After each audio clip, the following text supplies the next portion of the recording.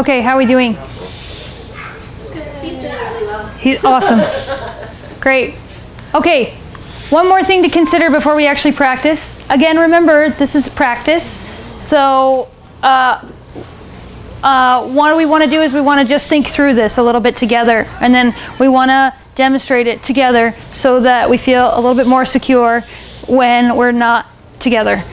We're doing it on our own. So also, I want you to consider what questions would you ask at the end to summarize, okay? So maybe you've got your information down, but what questions would you ask to help summarize? Remember, this is observation-based, okay? Not personal, but observational. What would you ask to help summarize their observations? So this is after their first reading. After their first reading. So you're asking them at the end of that reading or at the end of the summary of your... At the end of the first reading. First reading, is that in a small group setting? Mm-hmm.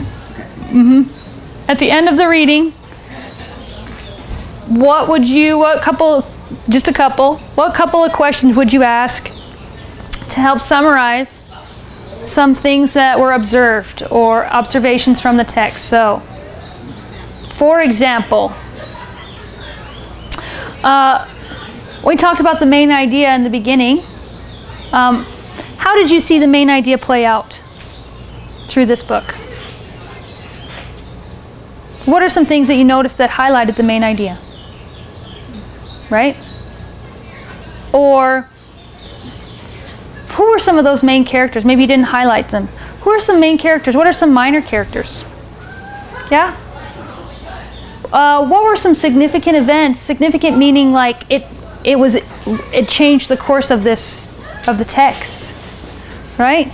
So depending on what you talk about in the beginning, if you're talking about events, you're talking about characters, some major observations, some themes, you want to ask questions to help them reflect back on those things specifically, on their observations of these things. You prepare them for it, they see it, you review it.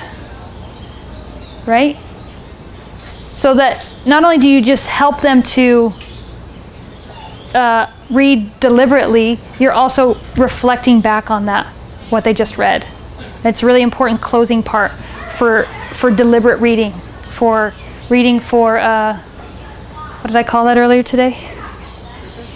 No. Reading comprehension. It's so important that you reflect. This is an important part of reading comprehension. You have to actually reflect on what you observed. Okay? Okay, so come up with a few questions.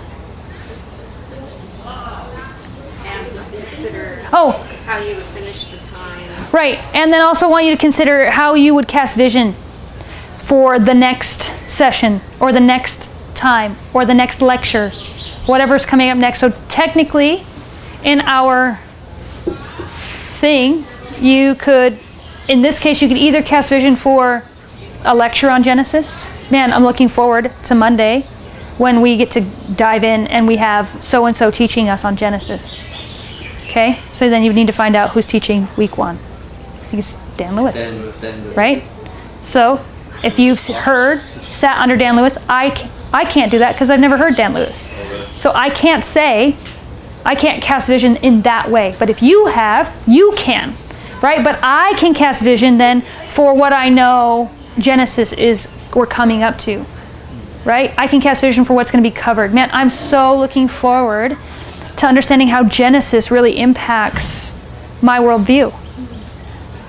Right? I know that Genesis is foundational.